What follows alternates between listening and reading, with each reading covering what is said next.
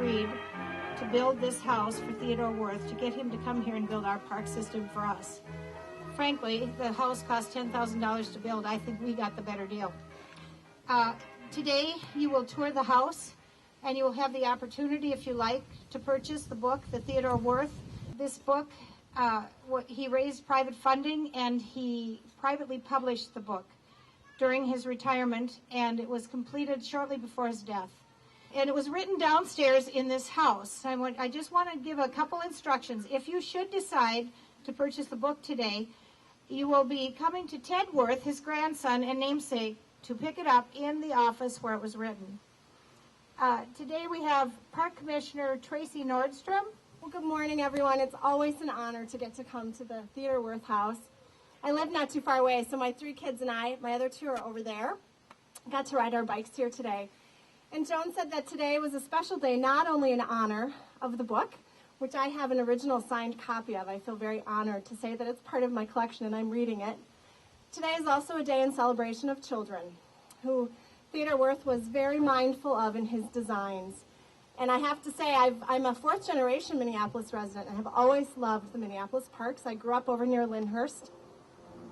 But I am seeing and enjoying the parks through new eyes now that I'm a mom with 3 kids. So, welcome today, enjoy, celebrate, and thank you always to Joan and to Ted for their ongoing efforts for this great amenity in the city of Minneapolis and this great historical perspective of our fabulous Minneapolis park system. So welcome. This is Theodore Wirth's oldest grandchild and namesake Theodore J. Wirth.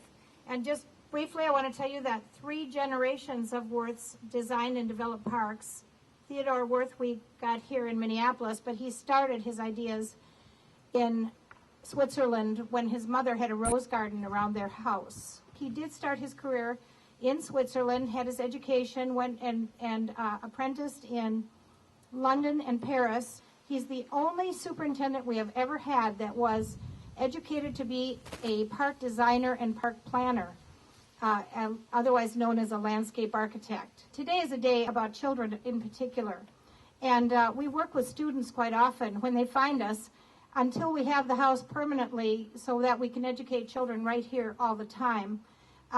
They kind of find us haphazardly through an event, or they find something over at the Minnesota Historical Society with our name on it and contact us. I got this call last winter, I think, was it February, Hannah? On a Saturday morning, Hannah Callahan called me, and she was trying to do a History Day report, and I'd like her to tell you about her experience. Hannah? Last year, I participated in National History Day, a program where students research topics related to the common theme and compete for a chance to go to the national event in Washington, D.C. Last year's theme was taking a stand, and I chose to do my report on Theodore Wirth and the stand he took for Minneapolis parks. At first, I had trouble finding helpful resources, but then, just days before my project was due, I came into contact with Miss Joan Berthum. Miss Joan Berthum loaned me her copy of the Theodore Wirth book, and it helped me tremendously in my report. As a result, my project received honorable mention at the state competition last spring. I was very lucky to have access to the Wirth book and the help of Miss Berthum. But it took 6 years, and we privately funded the book, and we will be gifting copies of the books to school libraries and the public library, so that people, children like Hannah, don't have to accidentally find us, I guess is what I'm going to say. I hope you have a nice tour of the house this afternoon. Be sure that you get upstairs on the back porch where you will learn about the entire landscape here and who else lived here, the Indian tribe that lived on here previously, and the William King farmstead that was here, and learn the stories about the rooms on the 2nd floor and whose rooms they were and how the children slept out in the sleeping porch, Wirth's children even in the winter. The most important part of this house, and the reason why it has recognition by the National Park Service on the National Register of Historic Places, are those offices, design offices of Theodore Wirth. They are on the lower level of the house, and you have to go down this path. Children, I think if you follow the park board, you'll see that every one of their meetings there's some involvement of a development with children. Children has been a center focus point of all the parks since my grandfather came here over 100 years ago. And the reason is his father, my Oh, is that what you wanted me to tell them? great-grandfather, was a teacher, and he had a summer camp for children. The summer camps for children were named Allen Winden, and they were in the Swiss Alps, where Theodore Wirth was from. They're the first known official camps, summer camps and children's programs where Theodore Wirth's father created those. And he grew up kind of by osmosis, understanding how important this would be. He came to the United States and carried this same idea of children, particularly handicapped children, but all children of all kinds, and whatever they had in Switzerland, he brought it over. And not only that, but stressed horticulture. Thank you for coming.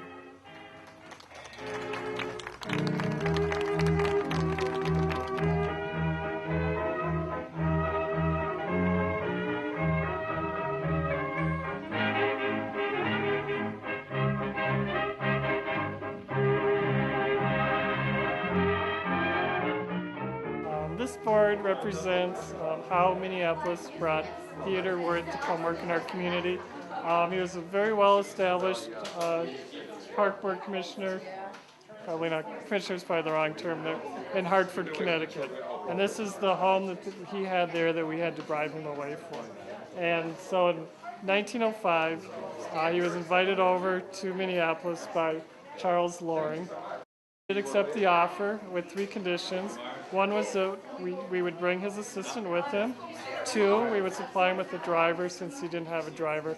And 3 is that we would build him a home in a park. It was important that we built him a home in a park because he derived his inspiration from children. Charles Loring's invited Wirth to come over in 1905. We built this house for him in 1910.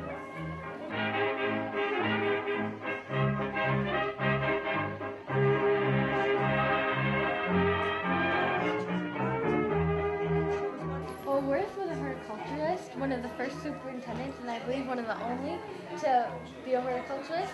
And back in Hartford, he brought flowers to parks, public parks, which used to be only flowers and gardens were for the wealthy, and which was one of the first things, was big in its time. There wasn't a lot of flowers, and so he brought that to Minneapolis too, like in Loring Park, he had flowers in the rose gardens. Wirth also was very attracted to the chain of lakes, and that was one of the reasons he decided to move here. The chain of lakes were like a swamp when he first came here, but with a lot of dredging and sculpting of the shoreline, he was able to create the chain of lakes like Venice, which he thought was cool to have all the waterways connected. And he wanted to keep the lakes public, so that people could just go around them, and then that's one of the reasons Minneapolis is one of the most active cities in the United States. Wirth also was very forward-thinking, and when airplanes first came out, the city of Minneapolis was really reluctant to buy land, and so the Minneapolis Park Board bought the land and ran the airport for a while, until the city finally bought the land back. But Wirth did that because he was afraid the airport would be far out in the suburbs, and then the city would gravitate towards the airport, and all of his work on the parks would be abandoned.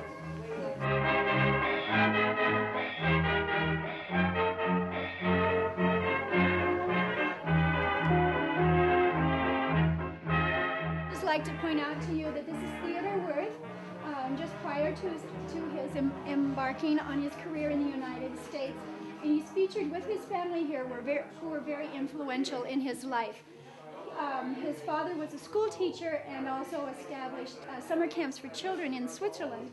And I think through that experience and exposure to the activities children enjoy, Theodore Wirth brought that love of adventure with him, and as he set forth in developing the park system specifically in Minneapolis, opening it up to children for pleasure and opening up to all people, actually, for pleasure and enjoyment. And as you can see here, he was welcomed to Minneapolis, especially by the children, so that they could slide and enjoy all dimensions of the park here.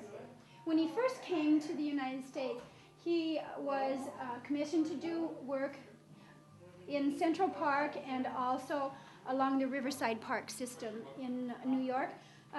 He also worked for estates, and with his experience and love of roses as well, he worked with plans and embellished them in Hartford, Connecticut, and helped design the first public rose garden in the United States. If you go downstairs and go down below to the office of the superintendent, you'll meet Theodore Wirth today, his great-grandson, who at that time in 1908 was standing between Theodore Wirth, the superintendent that we are talking about today, and his father. Just prior to Theodore Wirth's passing away, the Glenwood Park was renamed the Theodore Wirth Park in honor of him. And he was one of the founding members of many horticulture and park organizations. And in 1908, there was a gathering of park superintendents at Minneapolis Falls. And you can see that this is how the park looked then and compare it to how you see it today.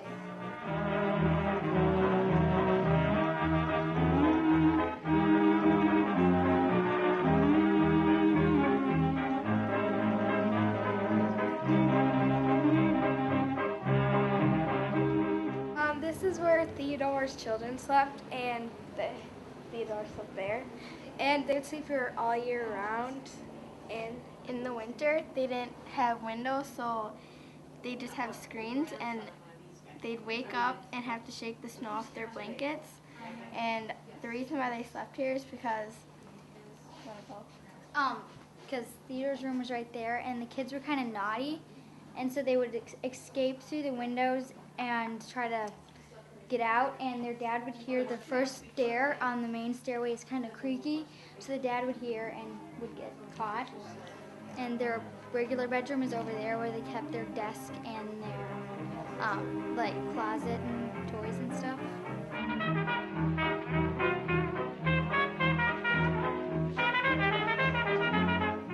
The room that we're standing in is Theodore Wirth's room, and he was right close to his boys' room. They were a little on the mischievous side, so he wanted to make sure that he could hear what they were up to. And back in those days, he did not share a room with his wife. So his wife, Leone, was right across to the other room.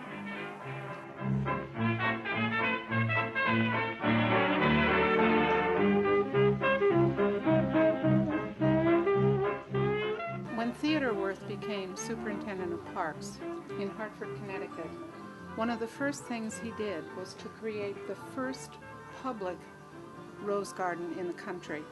Up until that time, there were lots of rose gardens, but they were all on private estates. When he came to Minneapolis, within 2 years of his arrival, he created the second public rose garden in the country. And now we fast forward to the generation of his son, Conrad Wirth. Conrad was director of the National Park Service at the time that the Kennedys came into office. And at that particular time, the White House was a mess, outside as well as in. There was crabgrass on the lawn. There were minimal plantings. It was just ignored. Jacqueline Kennedy collaborated with Conrad Wirth, and they created that beautiful rose garden, which meant so very much to the Kennedy family. After the Kennedy assassination, in August of 1964, just before she left Washington permanently, she wrote a letter to Conrad Wirth expressing what this whole thing meant to her. Dear Mr. Wirth, this little gold box comes with a long story attached. President Kennedy was going to give you the Citation of Merit this last 4th of July, something he created the year before for people who had done so much for their country. He was going to award it each 4th of July in his beloved rose garden. He talked to me last summer about giving it to you. You were retiring as head of the Park Service, and that was sad for him. He was so cognizant of all that you had done for so many years. He recognized all the pride, devotion, and service that had been such a part of your life, and you were the one who made him see all that the Park Service was, and then you were retiring. This made him sad, because together you had done something extraordinary. You know how much he cared about the White House, how it looked to the world. His love and care for the grounds were in the tradition of Washington and Jefferson, though he didn't realize that or consciously strive to emulate them. He just knew that the president's house should live up to an ideal, and you helped him to achieve that ideal. I was always so amazed and touched. With all he had to do, he could still find the time to care about that garden.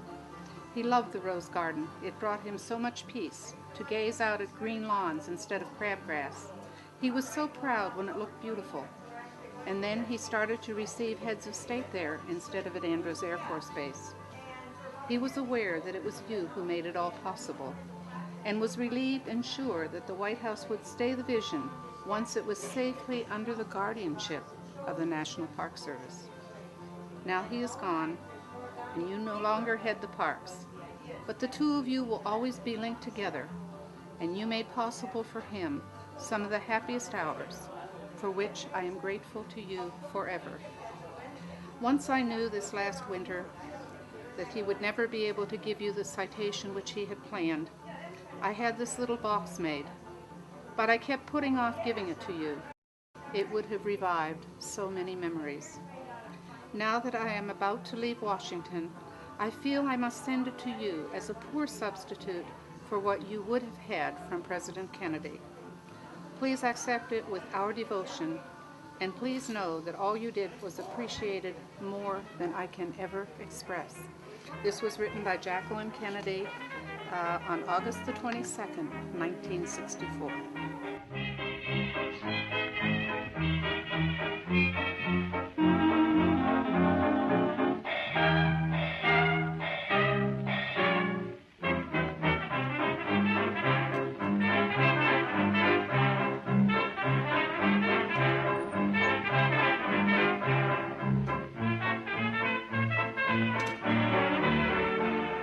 These were the drafting rooms where Theodore Wirth directed 4 draftsmen. And Ted, if he was down here, could tell you the story about staying here summer times with his grandfather. When he was 6 and 7 years old, his grandfather was still actively working designing parks. In fact, he was actively working until he died. But Ted eventually became a landscape architect himself, and he said he learned it by osmosis from spending time with his grandfather. When he would come down here in the morning, there would be 4 draftsmen already at work at these tables. Well, not these very tables, but about like this. And Wirth would give them directions. He'd look over the work they were doing. He might redline things that he wanted a different way. I said to Tim, well, didn't that hurt their feelings? And he said, no, that's because he was the landscape architect. They were engineers, and he was directing the work. And until it met with his approval, he didn't put his signature. You'll see his signature, or as designed by Theodore Wirth, on all of these plans that you see here.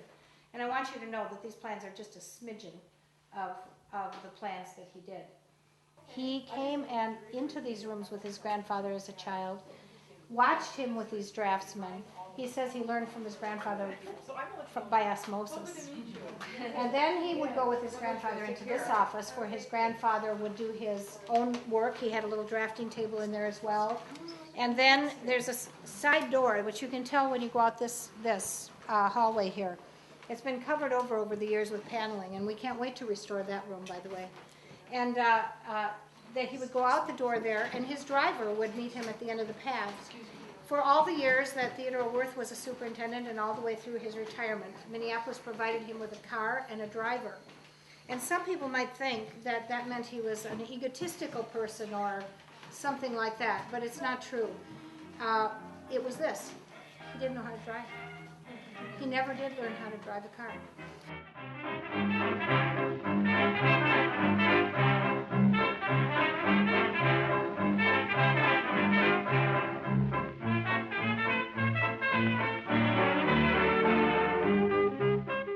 I have been sledding here since I was probably 3-4 years old and wanted to know a little bit more about the house. And so, doing a research paper in college, I wanted to do Theodore Wirth. And I went to the local library, a couple of different libraries, and could not find enough information. Finally, I went online and found out the Minneapolis Park Society, Legacy Society, and got in touch with Joan. And she has been a huge help, has opened my eyes to the wonderful things that Theodore Wirth has done. And I'm truly amazed. And I feel very honored to live in Minneapolis in such a beautiful, beautiful area. Thank you very much.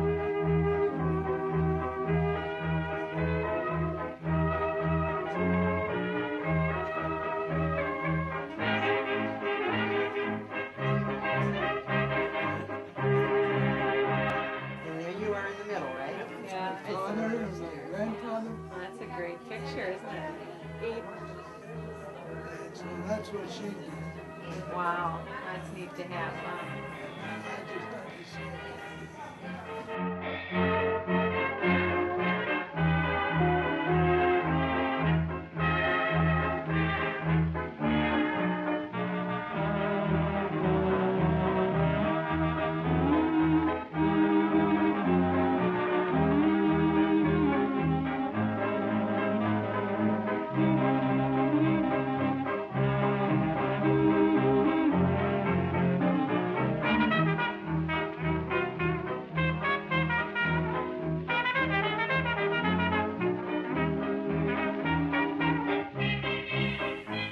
I live over by Boom Island Park. Where you designed that.